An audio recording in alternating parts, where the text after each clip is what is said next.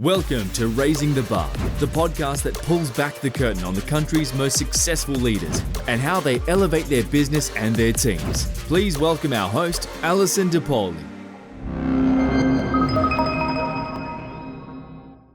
Welcome, everybody, to the newest episode of Raising the Bar Live, where we talk with CEOs about how they are raising the bar in their professional lives. It is my pleasure today to have Evita Morin, the CEO of Rise Recovery and a friend of mine and a fellow board member from the Blood and Tissue Foundation, with us today. Evita, thank you for joining me today. Thank you so much for having me today. So I have quite a list for you, and we might be here all day, but I want to start with your professional hat, and we're going to move on from your professional hat in a minute.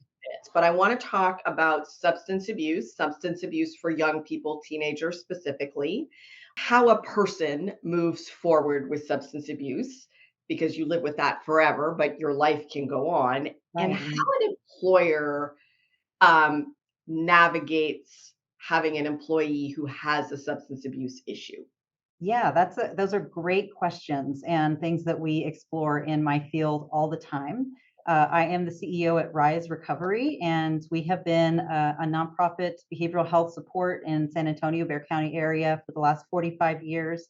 We primarily focus on youth, young adults and their families, because I stress families because it is such a pervasive issue that kind of bleeds through not just the person, but all the loved ones around them.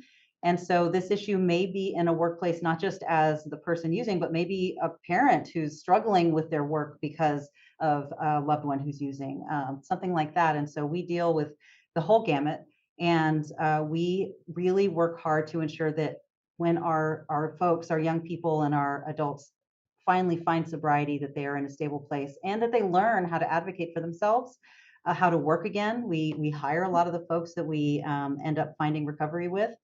And so a good question that you asked was around employers and what to do, how to handle when you recognize that someone has a substance use issue. The first thing I want to say, we have legal counsel on our staff, and one of the things that she has taught us in our own journey, because 100% of our frontline staff are in recovery. So this is a reality for us every day. I don't think employers recognize how many of their employees are in a recovery state of mind or in recovery from substance use disorder, in the same way that maybe they don't know how many have recovered from cancer or other ailments that they may be struggling with silently. In the case where someone has raised their hand and said, I need help, that is an opportunity as employers to help that person in the same way we would have any other disease get the care that they need, especially while they are still employed and insured with us. I think that is a compassionate response to the fact that someone is diagnosed with a disorder that needs help. And so that's traditionally how we respond. I think it's important to recognize that that this group of folks with substance use disorders, they are a protected class, and that there is risk to treating them any differently. And so you have to be mindful. It would be great to consult with a lawyer about what best practices you should put in place, what policies you should put in place should this happen. Obviously, depending on the workplace, being under the influence is something that is absolutely not something that you can accept and is something that is acceptable. And that is the case for Rise Recovery. We are a safe space for kids and families who are seeking recovery. So we cannot have our employees misusing alcohol or drugs on our campus. And so that is a hard line for us, and it can be a hard line for another employer if they have that need. But it's also important to recognize that not everyone's in recovery, that not everyone has a diagnosis, and that drinking and alcohol and drugs might be something, especially in other states, that are being recreationally used. And so how to navigate that is a whole other conversation for another podcast episode. Would you just touch on that a little bit? I think different substances are legal in different parts of the country, and I think that is incredibly challenging for employers. It is. It is. In fact, when Colorado first started as kind of pioneering the legalization of drugs, at first they treated it differently. They tried to sort of create boundaries around specifically drug use and marijuana use and drug testing. And ultimately, where a lot of employers have gone, especially in Colorado, but I think others are mimicking it in legalizing states, is that they are treating it no differently than they would alcohol. If it's not impeding the work, if it's not evident in the day-to-day engagement with your employee, and it's not causing a problem, they treat it no differently than someone who likes to have a glass of wine after work, or to responsibly use. And so that seems to be the way that folks are gravitating. There's a great consultation from folks. My sister actually is one of the leads in the marijuana legalization and lawmaking in Colorado, in the state, and has sort of pioneered a lot of the laws that now exist in that state as a result of the legalization. So I've learned so much through her. I didn't know that. I imagine you have. Yes, and I said she needs to write a book, because I mean, what history she's making. Yes, absolutely. Can you talk a little bit about how an employer should or maybe should not respond in a general way if they suspect that an employee has a substance abuse problem? Yes, I think it depends on why they suspect.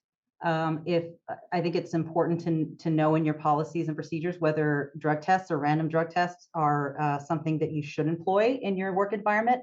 At Rise Recovery, we do, for instance, that is a expectation at employment and randomly throughout your career here. And so that might be something that you would want as evidence of an issue. And again, it being a protected class, you have to be very careful how you approach that. It's, I think, coming from from a place of concern, a place of focusing on the work behavior and on performance is a great way to start. And if there is an issue, approaching it as much professionally as possible would be how I would approach it. I think unless you have those policies that mandate those kinds of drug testing and things, it's a very careful line that you have to walk in the same way you would with other disabilities. I'm going to just throw in there another plug for a very good policies and procedures manual. I think everybody hates them, but they are the rules of the road. Yes, they will save you Yes. in a risk. Absolutely. Yes. And I think we have been so grateful to have legal counsel on staff. And if you don't have that, having a legal review of your policies and procedures, highly recommend that. So important. I know there are a lot of templates online that you can pull from, or friends you can borrow from, but there's nothing like that legal review. Yes. Yes.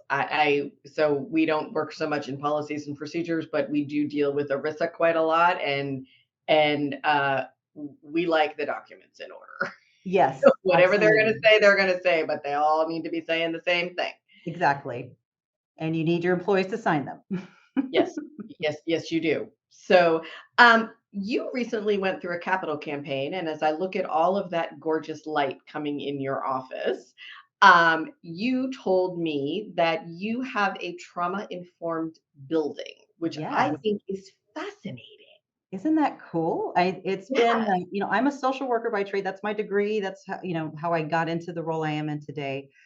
And trauma-informed care is such an important part of healing work, of health and successful outcomes, especially in behavioral health. And so I know a lot of our clients, a lot of our participants are used to very stigmatizing, very sterile, very institutional environments. We're talking about, even just schools, but also juvenile justice systems, the adult justice system, hospitals.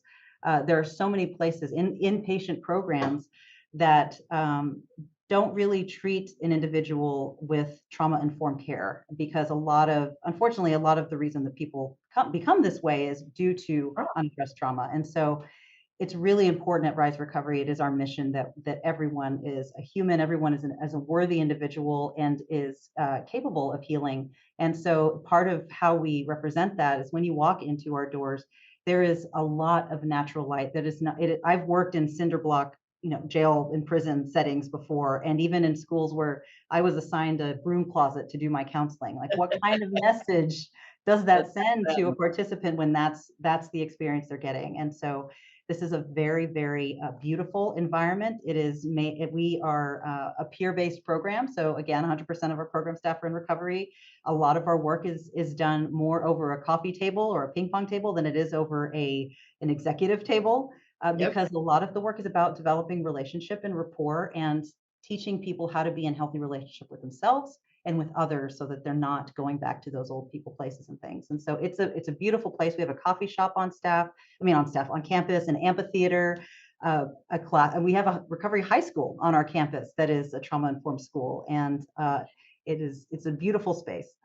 Could we back up for a second, Yeah. and could you explain what trauma-informed means? Yes, it is really about taking the person and their centeredness, their choice into the work. And so we recognize that people don't choose to go into these jail environments, into these hospital environments. They have to. And so we want to create a space that is not triggering to our participants, that is literally, not just figuratively, but literally warm in its colors and its in the way that it was designed. There is a lot of casual seating, for instance. There's a lot of natural light instead of fluorescent light. There is a variety of places that you can go for privacy and for semi-privacy. Things like that make an enormous difference. Even the colors you choose, soothing colors as opposed to harsh ones, and things like that make such a big difference in someone's willingness to relax in an environment and to seek the support that they really need. I think that as a society, we both underestimate and overestimate the effects of trauma. Oh, yes. And I think that many people have been traumatized in some way, and they don't necessarily acknowledge that or understand that. Mm-hmm. And I would imagine that a lot of those people arrive at your door.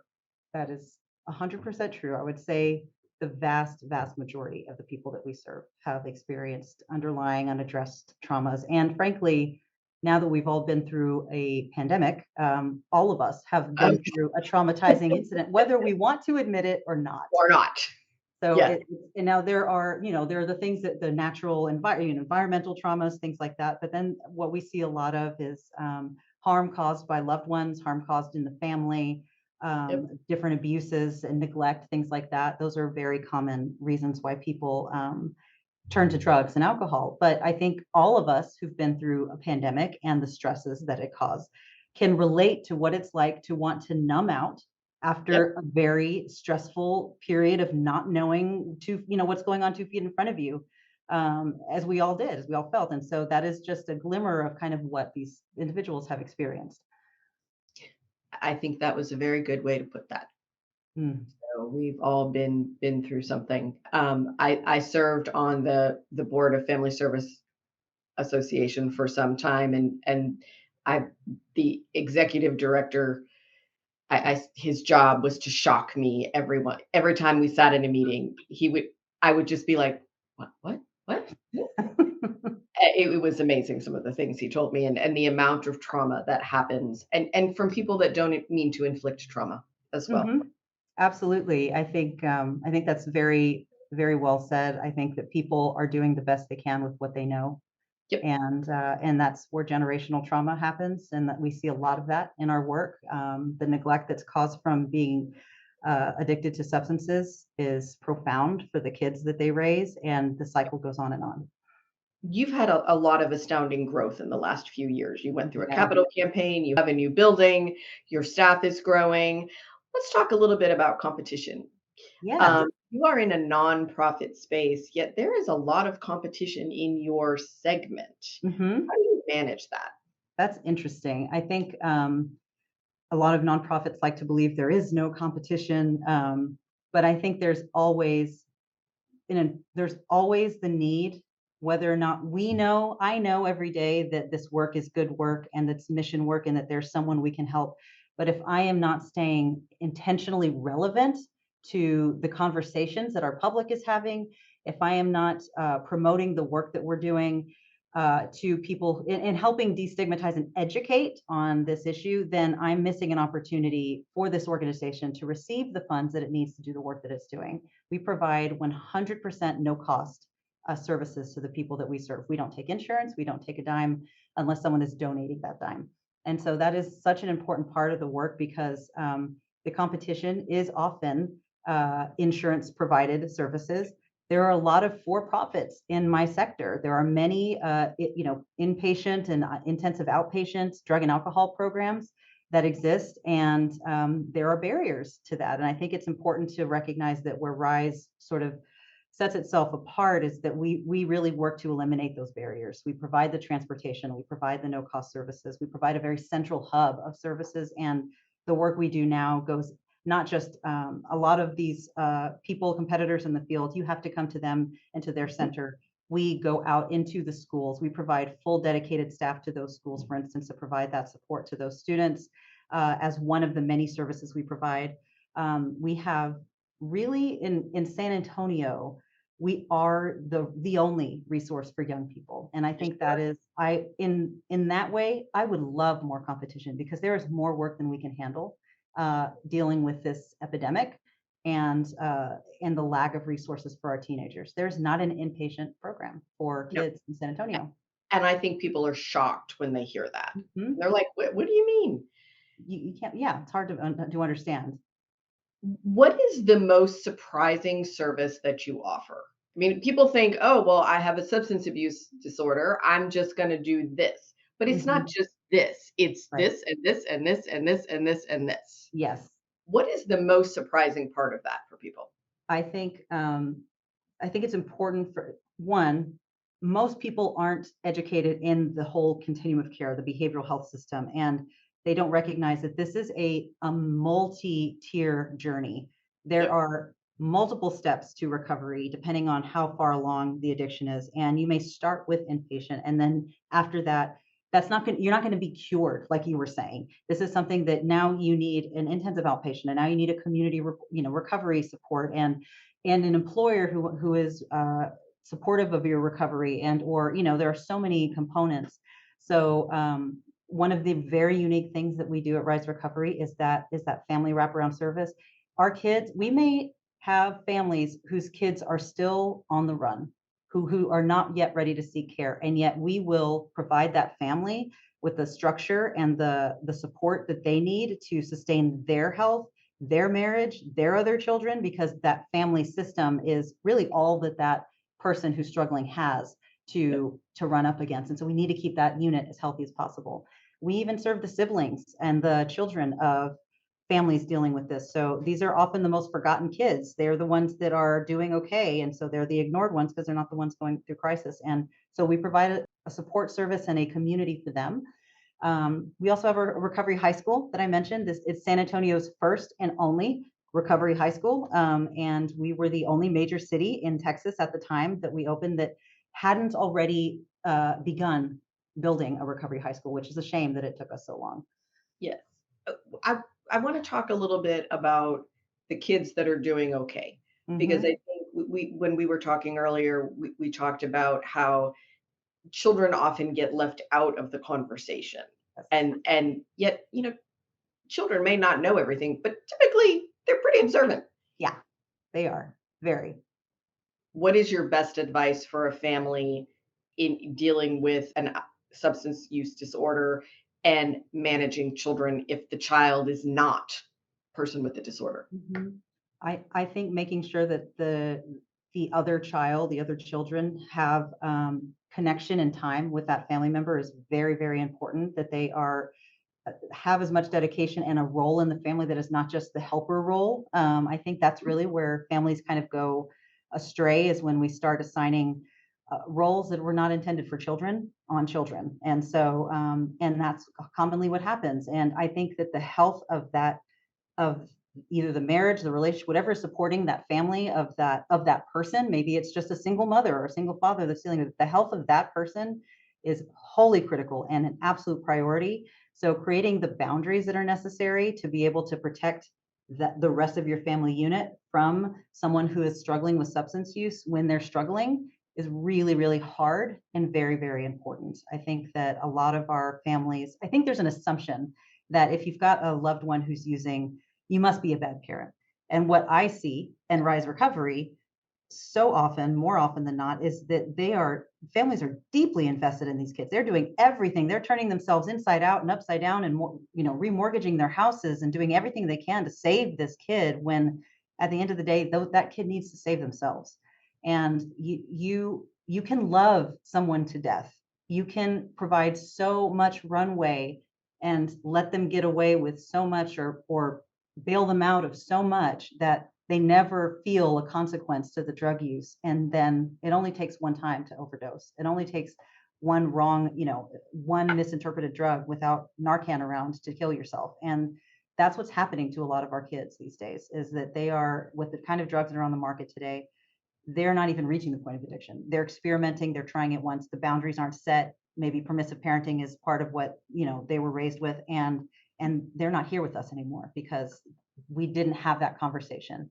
And I can't stress enough for parents that it's for anyone whose brain is still developing, which is really in that age range of 0 to 21, 22, especially for those young boys, it lasts a little bit longer. There's no permittable time for them to be ingesting drugs that are unregulated, that are not supervised by a doctor. It will damage their brain. It will create neural pathways that will change the course of their developing brain from the way it should be. And so there really, I think there was a time and a place when it was okay as long as you were watching your kid, but science has shown that it will cause brain damage for developing brains. And so we really have to be mindful that there is never a good time for an underage person to use. And the statistics will show that if you look at an inpatient program and you count the amount of people who started if you ask them when they started, the vast majority, over 70% of them will say they started when they were 10, 11, 12, 13. They started when they were very young. And so a lot of people, they don't know that the number one cause of developing an addiction in your adult life is how early you started. And so if you start that kid, depending on those chemicals when they're 12, 13, or if they find that in them for themselves, that that's a solution, it is likely to be a solution for a very long time. And if you look at the studies that show people who started when they were 18, 19, 20, that is significantly lower those that actually develop addictions in their life. I didn't know that. Age is the number one factor. It's not socioeconomic, it's not genetic, it is age. That might be the most important thing we've learned today. I hope so, because I understand the intent and the hope with permissive parenting, to be supportive, to develop that relationship with that kid, and to maybe supervise when they're doing things because they're going to do it anyway. But I can't stress enough how important it is to set that boundary, because it's just, you're risking too much and you're playing Russian roulette, not just with your child's brain, but with all the other kids that are potentially engaging in that with them. I think that drugs today are much more dangerous than when I was a teenager. Is that 100%.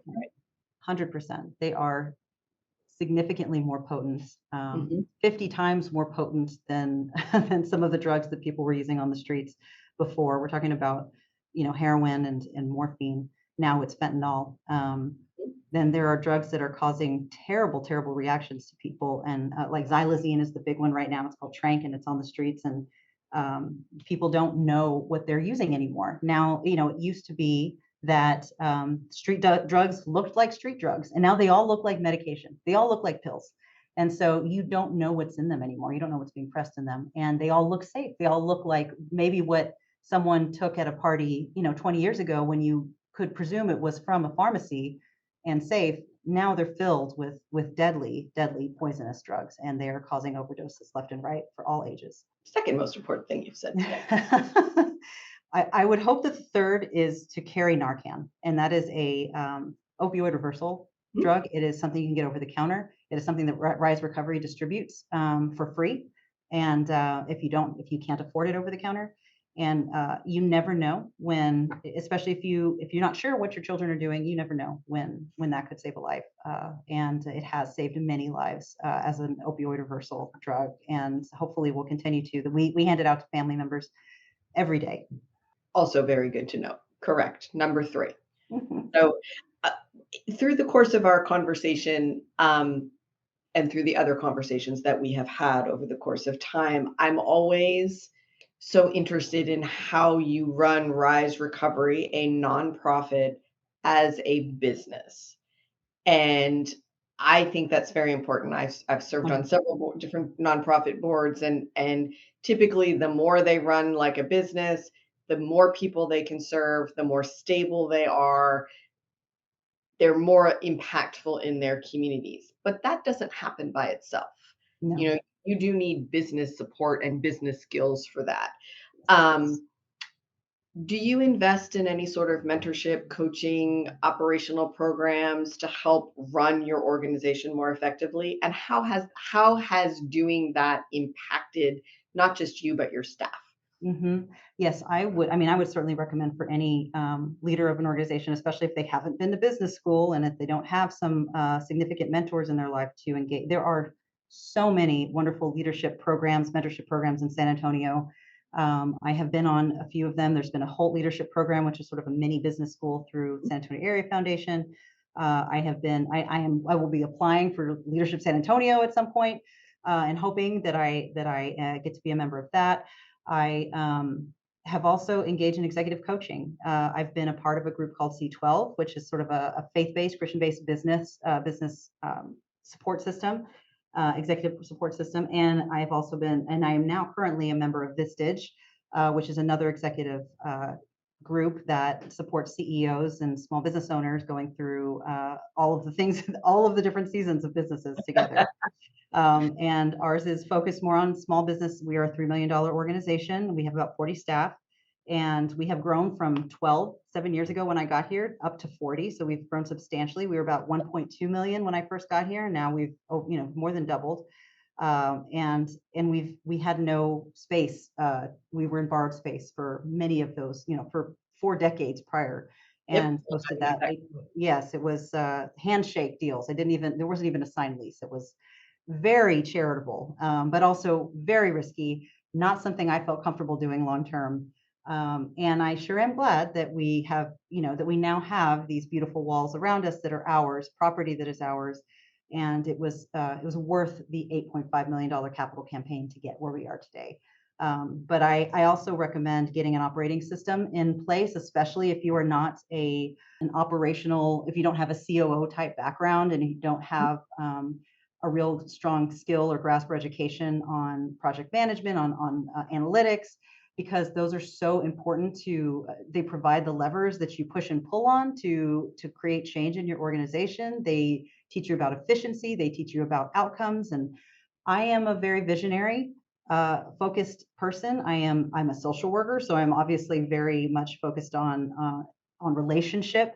And I have my strengths, but I also know where I'm not strong, and that is on that operational analytical side. So we hired Mission Matters Group at first to help us with EOS, Entrepreneurial Operating System, which is an operating system that helped create support for my team and for myself, understanding what our year-end goal, or really our strategic plan for 4 years, but our year-end goal, and then breaking that down into bite-sized chunks, taking it quarterly, taking it weekly even, and holding us accountable every single meeting that we had with my team on progress toward those goals.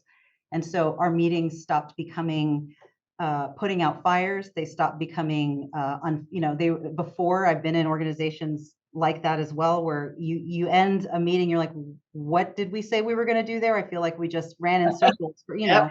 Nothing was necessarily accomplished. Great conversation, but I could have done something better with that time. And so it really creates, having an operating system in place. There are many to choose from, creates that structure and that direction and that map, and the dashboard kind of that you need, the way that you would for a car. When you're driving, you need to know how much gas you have, how much oil you have, how far away are you from where you're trying to go, your destination. And these operating systems are made to provide that for you and to create that with you and your team. And so that created massive cohesion. Instead of me running 500 miles and my team trying to keep up with me, who were all very analytical people, because I surround myself with strengths that I do not have. I was making them crazy, because that is not how they think, that is not how they work, and they were trying to guess at what I was envisioning. And so this forced me to put it on paper, hold myself accountable for it, make it a SMART goal, make it measurable, and then break it down into realistic chunks that we could achieve. And that was like, it just gave them a breath of fresh air. It gave them a breathing room to do the work and clarity. And it has just been pivotal to the success of Rise Recovery, I think, over the last 5 years or so. And I wouldn't do anything different. And I would imagine it allows everybody to take a vacation. Oh my gosh, yes. In fact, I took my very first long-term vacation not too long ago, 3 weeks, which may never happen again, but I sure am glad I did it in Maine. And what self-care is, I mean, it really did feel like I had just run a marathon, but now I needed a break. And now we're back at it. You know, I've got a great team that's developing new cohesion because it's a brand new team. Mhm. It's been hard. I'll be the first to say it's been, last year was a very rough year. There's a lot, especially post-COVID, so much turnover. Our Gallup was around the same range as just the average in the United States, which is not, I want to be above average. I don't want us to be average. And so we really have a lot to do, a lot to achieve. And we're hoping to do that with now that we have measurable goals to do it. So before we wrap up, I want to talk to something about something near and dear to both of us. Yes. Um, so we both serve on the Blood and Tissue Foundation, which is the blood raising arm Yeah. of in Texas. We serve a 47, 48 county area where we are the main supplier of blood. And you and I had a rather interesting conversation about cord blood. We were also Yes. the first entity in Texas to have cord blood storage. So cord blood is way more complicated than either one of us thought. Like I never knew. I have learned so much through the Blood and Tissue Foundation and things I wish I had known, and now things that I am advocating for as a board member for the Blood and Tissue Foundation. I think that more mothers should know. When I first got on board, I think in 2017, gosh, was it that long ago?